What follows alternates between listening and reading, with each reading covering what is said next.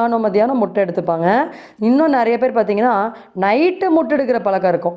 So அந்த எக்ஸும், அந்த பவுல்ட்ரி சிக்கனையும் கொஞ்ச நாள் கம்ப்ளீட்டாக கட் பண்ணணும். நம்ம ஏற்கனவே சொன்ன மாரி அந்த கெமிக்கல்ஸ் இருந்தால் தான் இன்ஸ்டண்ட்டாக நம்ம பாடி சளியை உற்பத்தி பண்ண ஆரம்பிக்கும்.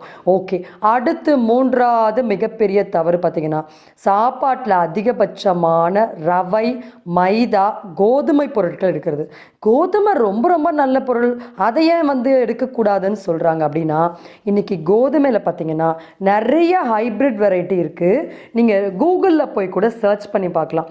நிறைய பயோடெக்னாலஜி லேப் மூலமாக ஹிம்கிரி இந்த மாதிரி சீட்ஸ், ஷிவாலிக், ஆதித்யா இது போல் ஹைப்ரிட் சீட்ஸை ஃபாஸ்ட்டாக கல்டிவேட் பண்ணணும், பிளான்ஸுடைய ஈல்டு நிறையா இருக்கணுங்கிறதுக்காக நிறைய ஹைப்ரிட் ஜீன்ஸ் மூலமாக ப்ரொடியூஸ் பண்ணுறாங்க. ஸோ இன்றைக்கி இருக்கக்கூடிய இந்த கோதுமையை நிச்சயமாக நம்ம எந்த